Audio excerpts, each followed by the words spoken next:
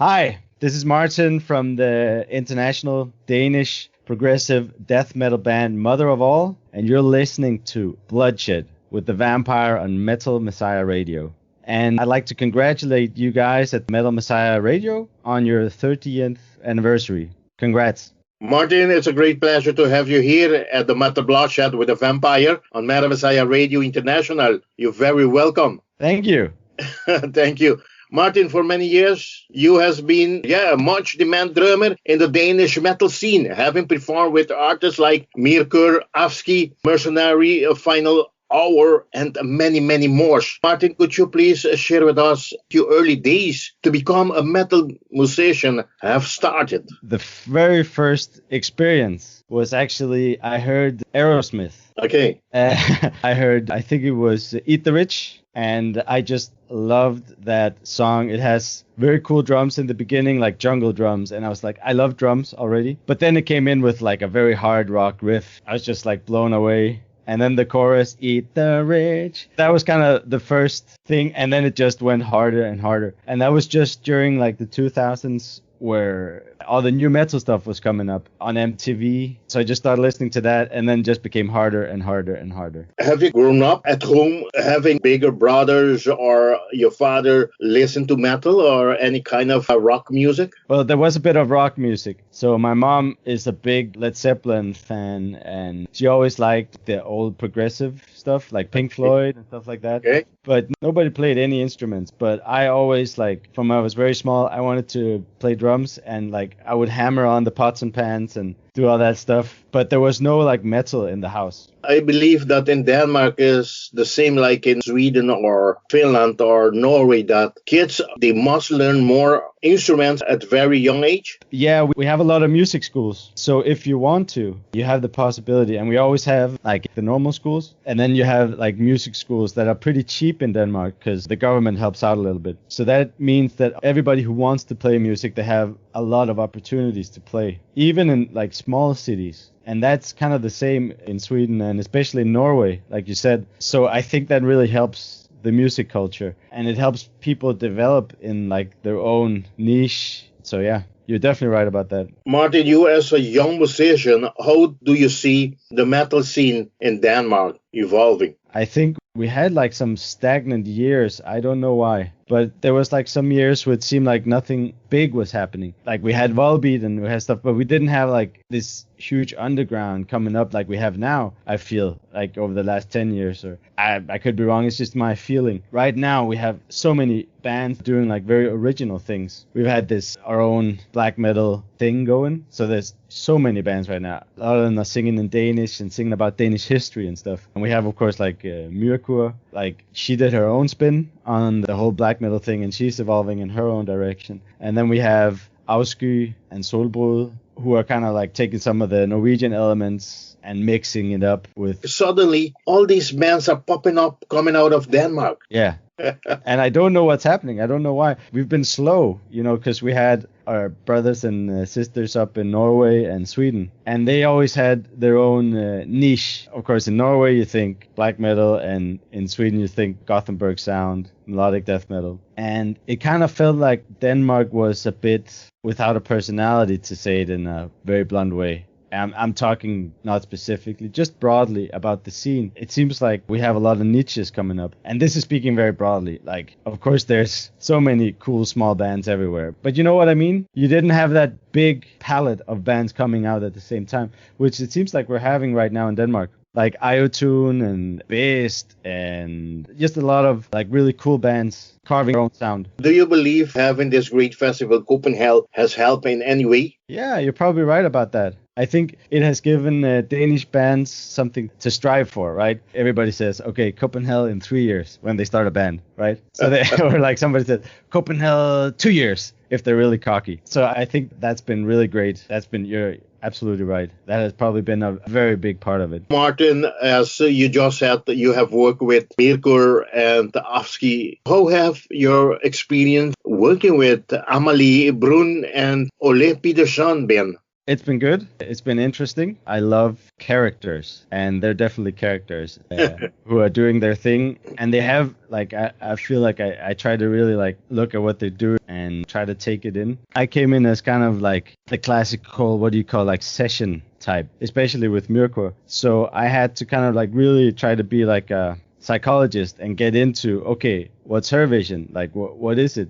It's kind of like it had some lo-fi elements, the early stuff, and there was a lot of groove, and I was used to playing fast at that point. So I had to, like, really turn it back a bit. And so, you know, I feel like I learned how to incorporate a lot of things from some of those, learning to play those songs live. And I also learned a lot about, like, staying true to, like, what do you say, like a concept or an image or a vibe in a band that they're both, like, in their own ways, masters at, like, really creating a universe you step into, both in the social media type of things that they do in their personal lives, and then when it comes, like, is mixed in with the album art, and you know, it creates this whole picture of the music, which I really like have learned a lot from them in that way. How is Emily in person? You know, people that have worked in the past with her have always said that she's very demanding. Is that true? Well, me and Amalia, we're good friends, but Amalia is, like, it's her baby, right? So she cares immensely about every little aspect of it. And I know, like, that,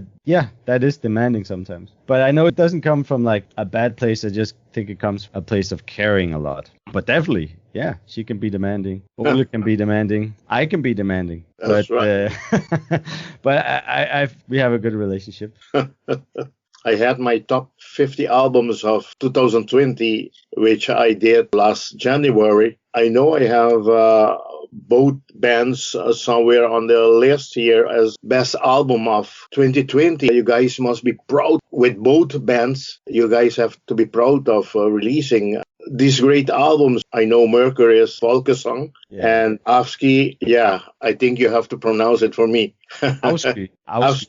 Yeah. Okay. It means, like, disgust. How do you pronounce the album name? Ofte jeg drømmer mig død. It means often I dream myself to death. Like, I dream myself, I wish that I was dead, kind of. I daydream to the state of being dead. And it's kind of about, like, in the old days in Denmark, life was so hard and harsh that some of the farmers, they would rather be dead than working the land. That one specifically is just a very depressive poem. As you see in that, I remember the cover artwork is you see the guy laying down on the floor with the lady trying to help him. Actually, I have it right here. Yeah, that one. Yeah, very great cover artwork. Very great. It's what you're talking about too, you know, I believe. Exactly. Again, going back to what I said before about creating a whole vision, right? That's what Ole really did with this. But the interesting thing is that picture is also, I think it's a Danish guldaldermaleri, like from the Romantic period, I think you could say, in Denmark, the painting. And then the poem is from an old Danish poem. The lyrics are based on a poem. So everything fits together in that way, right? And now I had nothing to do with Amalia's album at that point. I was just doing live session a couple of years before that. But it's the same, right? So I think that picture she chose has a lot of personal meaning for her, the cover. Okay. All that emotion. Do you see yourself continue working with them in the future? With Mirko, I haven't been playing with them for a long time. I think the last concert I played a bit of a tour with them, and then I had to stop because I didn't have time for all the tours. But then, of course, we stayed in contact and we're good friends, and then they played with Smashing Pumpkins. And so I came in and helped with that one. That was very, very cool. So if I get a call, you know, sure, but I'm not counting on it. And me and Ole, like, we're pretty close. You know, I played on the last two albums. I played on this one, the drums, and saw the one before that. And now they're going to move on with another drummer. I'm going to spend more time doing my own stuff. But definitely, like, I think we'd said it at some point. Yeah, we'll see. We'll probably play together again. Okay, Martin, it's so great talking to you, but we have to continue forward. Mother of All is a one-man band fronted by you, multi-instrumentalist Martin Haumann. The songs are varied and electric side. Eclectic, yeah. But inspiration is drawn from the deep cauldron that is metal. Wow. I mean, you're getting all this inspiration from this big iron pot. Yeah, exactly. Martin, your desire, to create this project, there's so many things you can still do in metal, right? And I love so many bands, and I just like with this album, it's gonna go everywhere. But I think it's all gonna be within like one style. You're gonna feel it, that there is something in there, but it's gonna like really try to push the edges of like how far can you go while still sounding like one band. And I'm almost gonna go too far, and then maybe you'll be like, what the fuck is that? But that's kind of what I want to do with this. I want like just freedom and then write about things I care about and things I'm thinking about a lot. How did it happen that you decided to start this band under this name? What does the name has to do with the band? That's a good question. I don't want to say too much about the name, but I can say it's something huge. Like the mother of all can mean many things. For me personally, it has something to do with nature. But it also had something to do with some philosophical things, like big questions. What's important? What are the big questions? Stuff like that. You might not see it from the name, but for me, that's what it means. And when I see it, when I think about the name, I see all sorts of colors and stuff. And then there's like the feminine aspect, which is, I don't know how it fits in. I can just feel it somehow. I can't explain it, but it's there somewhere. Like some things I'm kind of like, yeah, there's a reason why you say Mother Nature, right? To be honest with you, I have just recently discovered the band when you have released this promotional single, and I was asking myself, Mother of All, what does they mean with that name? I think that's the question that you get all the time. So that's good. And I don't think like I can start being like really specific and giving examples of the concepts. But to me, it's also fun not to describe like too much about what I'm thinking about it, and just let it flow and let there be some room for interpretation, also for myself in the future, so I can continue evolving it, right? The band has released 2 EPs in 2014, Suppressions, followed by the 2017 Secular Assault. Yeah. Talking about these 2 EPs, who else completed a lineup back then for you to have made these EPs as recording lineup? Yeah, well, the first one was actually a bit of, how do you say, therapy for me. But I ended up doing everything myself. Oh, okay. So I played the guitars and bass and drums and sing. I did everything on the first one, and that was kind of to try myself out, and just I had some stuff I needed to prove to myself that I could do. And then the second one, I was like, that was too much work. I'm not going to do that again.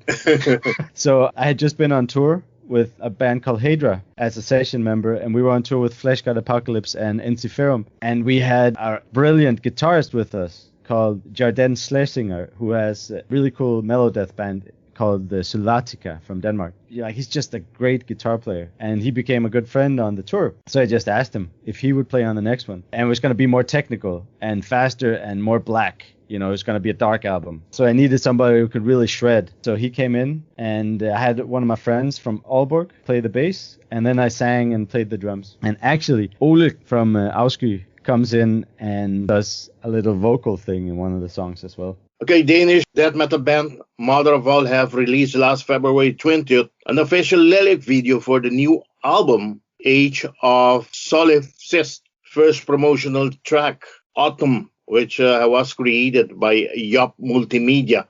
Martin, please explain us more about this video and about the job done with Job Multimedia. Job is partner with my Swedish label, Black Lion. They send out the song to them and ask them to make a lyric video. Now, I was very skeptical. I've seen some bad lyric videos, not from Black Lion, but otherwhere. So I was a little bit afraid. But then I saw it, and they were actually really able to capture the feeling in that song. It's about like nature, of course, but it's also about, getting older. And I feel that they really captured the feeling, and they added a lot of things. So they took inspiration from the artwork. The amazing artwork has been made by Travis Smith. So they made it from that, and then they just created it from the lyrics and the songs. Okay, Martin, since the album has been pushed back from April to June, will there more videos coming out or another promotional single? Yes, we're going to have some really, really cool stuff coming up. So the next thing is going to be a performance video, and it's going to be a totally different song.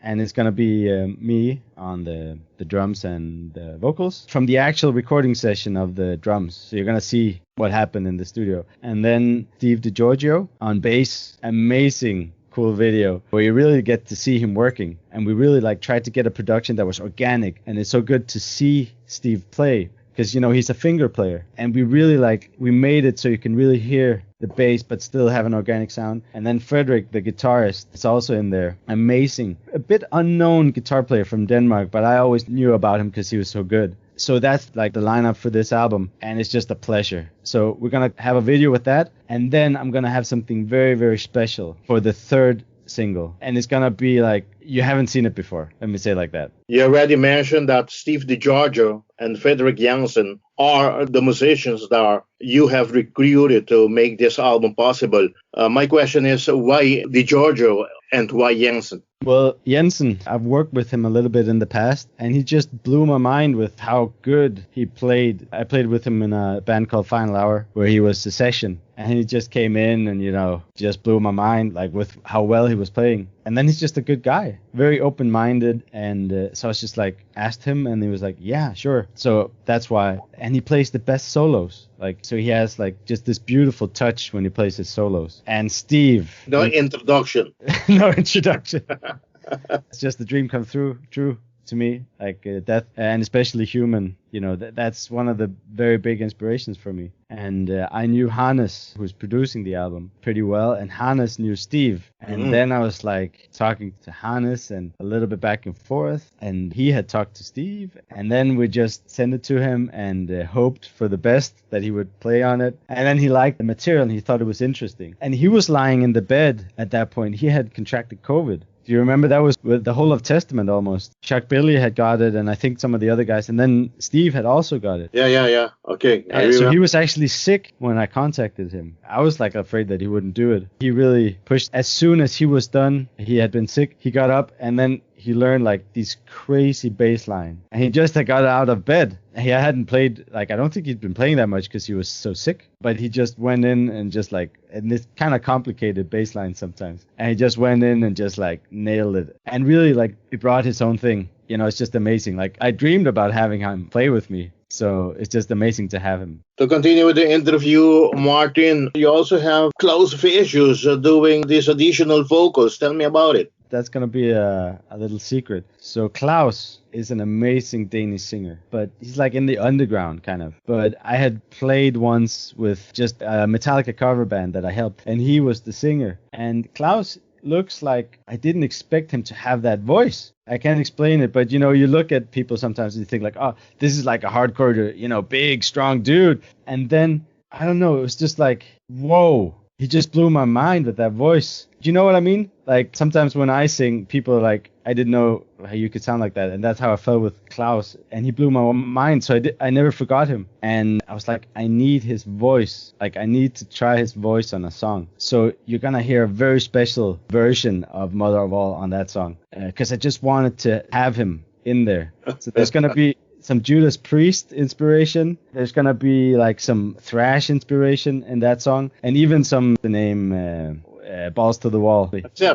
Exactly. Yeah, there's a little bit of Accept on that song. So he's on there. So people can really look forward to a treat.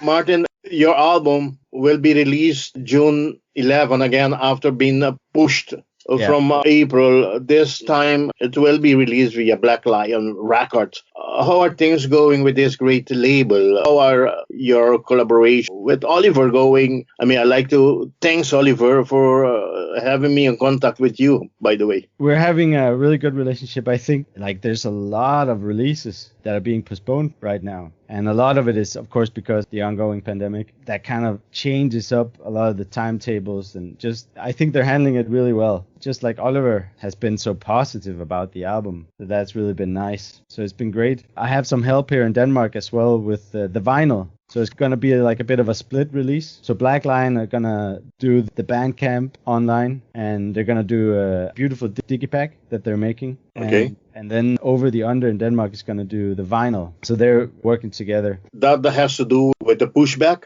Yes.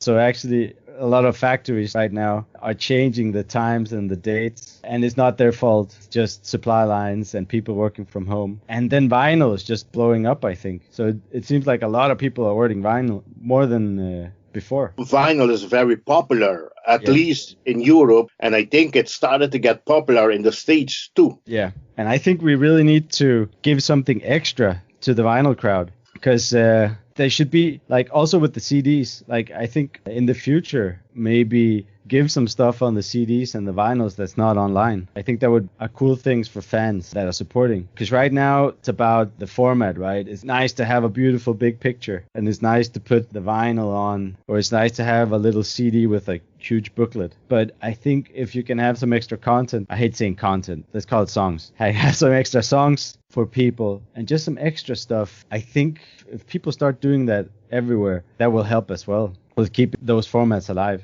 Martin, you being the only one that doing the songwriting, how long did it take you to get this finished? Way too long. I think some of the songs I started years ago with the ideas. I have one that's very technical, like it's going through some very weird rhythmical things. And I had that idea like 4 years ago. And then I just worked on it a little bit all the time. It's been very long. I can't tell you, but some of the songs are very old. That explain this great variant on the album? Yeah, I think that's part of it. And also, I want an album to be a journey. Like in metal, we have so much ability to try different sounds, right? I like to hear the most crazy black metal blast beats, but then I also want some melody, right? And I also want melody in a different tempo. And so I think I wanted to make an album where there was room to hear all those things in one album. And also have some songs that just kind of push some ideas to the extreme. That's what I tried to do. I tried to make an album that you wouldn't get bored of listening to. How about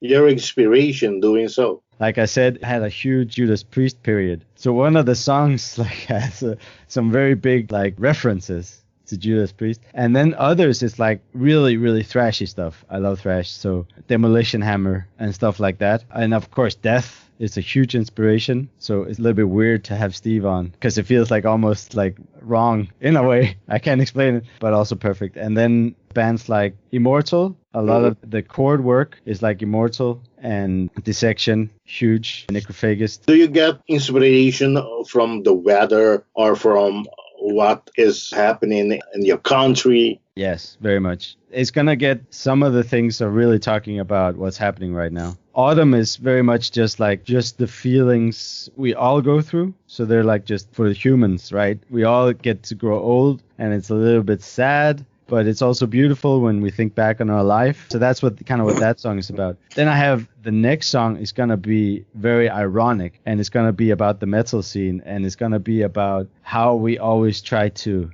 make rebellion into a product, and then it stops being rebellion. But it's going to be kind of with a sarcastic, because we all do it, and it's kind of bleak. I'm kind of a bleak person. Rebellion in what way do you mean? I'm not going to say anything positive if I can't see anything positive, right? You can write about zombies and you can write about guts being ripped open, and that's fine. I love that stuff.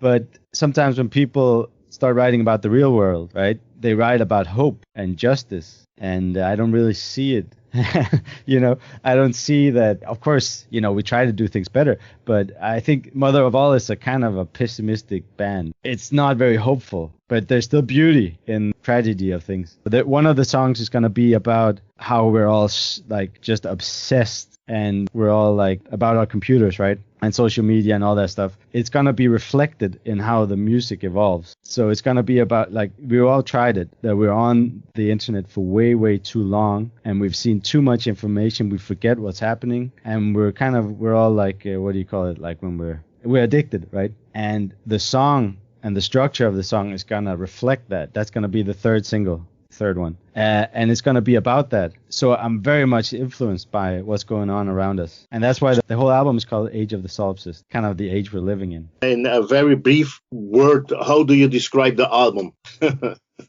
It's very varied and a big love for all types of metal, I guess. Okay, talking about Travis Smith, who did the cover artwork for this great album. Yes, whose impressive work has graced cover of bands like Opeth, Nevermore, Avenged Sevenfold, and King Diamond, to say some. What an outstanding cover artwork, Martin. Yeah. Any previous experience work with Travis Smith before? Yeah, he's very patient. I haven't had worked with him before. This is my first time. I must say, it's been very inspiring. He's so professional, and he's so open to try out things, and he very patient. Sent all the songs and I sent all the lyrics to him, and I talked about the concept. He asked what are the concepts, and then he came with a beautiful draft that has some of the elements that are in here. And then from that, we worked out this concept for the cover art. So trying to get as much of the vibe from the whole album. Great. I think we just kept back and forth and back and forth. It was an honor, and it's very impressive. He works very fast, but very with high quality. It was very cool to work with him.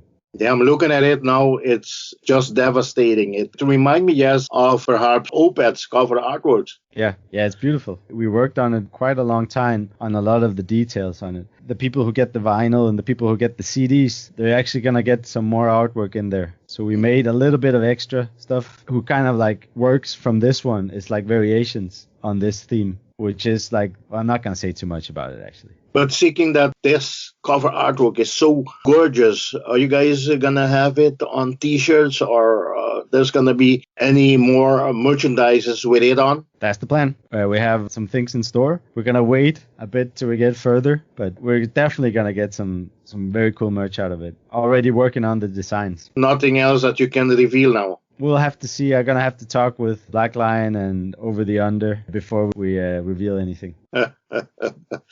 Okay, continue with this interview. The last part, Martin. Seeing there's going to be a very great album. I mean, just hear the first single and talking to you, getting to know much more of how this album will be. I believe, knowing you, I know that there's going to be a very great release for 2021. I mean, talking about great albums, we must talk about great studios doing great recordings and everything. So this has been done via our friend Hannes Grossman, ex-Hate Eternal, Necrophagus, Obscura, and still work with bands like Alkaloid, his own project, Hannes Grossman, and Triptychon, to say some. At the Mordor Sound, how was the time spent there with Hannes at the Mordor Sound studio, Martin? So actually, a lot of it was done remotely because of COVID and other restrictions. So we were actually talking back and forth. So the story with Hannes is, I've known Hannes for many, many years. When I heard him play with Necrophagus, my mind was blown. So I went down to Germany 10 years ago to learn the secrets. So he gave me a lot of stuff and we kept in contact. Then some years later, he started Mordor Sounds. And then we actually talked together and I was just like, it would be perfect to have Hannes do this. And we have a very good dialogue. So I had actually recorded all the drums and vocals. And then Steve was sitting in California doing the bass. And we had the guitarist here with me in Denmark. And then we made Hannes reamp it for us. So he had, he could kind of control and help mold the sound. And then we just talked back and forth, me and Hannes. He knows how to get a great drum sound. And in the beginning, we were fighting a little bit because I wanted it to be totally raw. Even more raw than it is now, too raw. And Hannes, he was kind of no, that's too much. We gotta and then we back and forth and listening to each other and respecting each other's opinions. I think we found a very good middle ground where it's organic, but you can still hear what's going on because I really want to be able to feel the drums. You have to feel the drums. In general, you guys are very satisfied how it came out. Yeah. Of course, you're never 100% satisfied. So I already have things I want to do for the next, but I think this has been a great experience. And it sounds like its own thing. It sounds like Steve Giorgio on bass with a little bit of Steve Harris sound from Iron Maiden. That's what I wanted. And we have a natural sounding drum kit with some big room but not too much, and the kick sounds pretty natural it sounded. And then we have great guitars that have a little bit of a proggy black metal feel to them almost sometimes. Yeah, I like it. I'm gonna keep working on it. So we're gonna see you returning back to Mordor Sound for future releases. We'll see. Maybe. I don't know yet. Okay, Martin, to conclude this interview, I want to thank you very much for have made this interview possible, and I want to hand you over the microphone of Madame Saria Radio for you to invite all your friends, all your fans to support the band and to buy the previous EPs and to make sure to buy this brand upcoming new opus Age of the Solipsist, which will be released June 11, 2021 via this prestige Swedish Black Lion record. Martin, before we leave, what are the plans? I mean, seeing that COVID is still on, yes, I believe that Denmark as well has started with vaccination and everything, but what are you guys planning to do for the release of the album this coming in June. What are the plans for the 2021? We were supposed to play live shows. We actually had some live shows, and I had some lineup changes to help me with the live stuff. But as you know, everything has changed, and things are not opening up in Denmark as soon as we'd hoped. So that didn't go through. Right now, I'm actually just like seeing what's going to happen. Like, I'm going to focus on getting this album out, and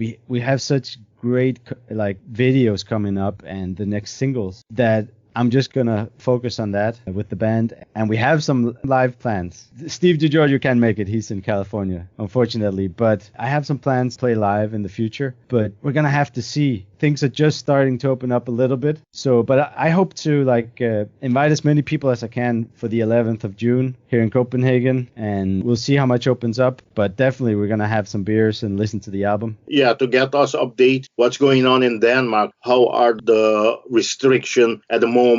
How are the vaccination going? It's going a bit slowly, actually. I think we had hoped it would be a bit faster. But right now, we had like limit to how many people you can be together. That has opened up a little bit. Outside, I think you can be, I don't remember exactly, but it's like above 20 outside. Some types of shops have opened up again.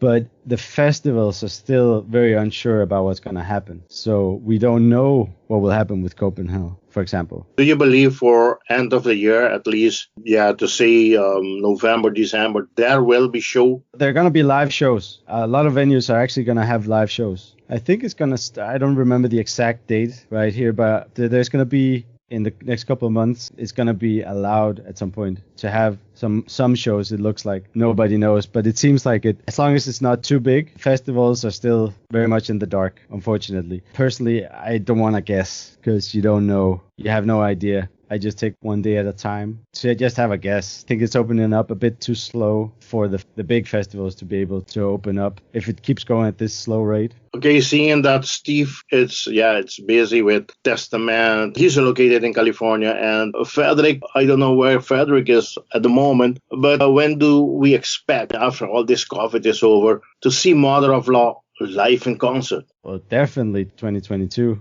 If it's opened up. But, I've been talking to some people. The thing is, we're not even allowed to practice right now in Denmark. A lot of the practice spaces have closed down. So you can practice if your main job is playing music in a lot of the places, which it is for me. But for the other band members, it's not. Right now, we can't practice, and it's pretty technical stuff. So we have to practice to be able to play live. Yeah. And we just can't right now. So it's very hard for me to say. But 22?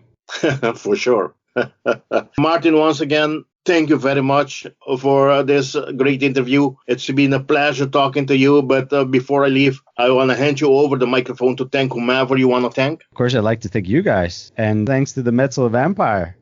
For sure. To talk to you, and so nice that you really had thought about the questions. That's always fun. That's really cool. And then I'd like to thank just the rest of Metal Messiah Radio, and congratulations with your anniversary. Okay. Anybody else you want to thank? Rest of the band, crew members that have helped in one or other way, the label. Yeah. Well, I love to thank Steve for his great work, and he even did some really cool recording for the videos that's coming up, so thanks for that. And Frederik, he's a champion on the guitar, and also his work ethic is outstanding. And of course, Travis, true professional. Hannes, my buddy, always there, helped me, and just being like one of the greatest drummers on the earth and a great inspiration. And thanks to Black Lion, of course, to Oliver and the guys over there. I know you're working hard during the pandemic. And thanks to Over the Under, helping me here in Denmark with the vinyl. So Torben. Martin, once again, yes, I want to thank you very, very, very much. And I wish you all the best with this great project. I wish you all the best with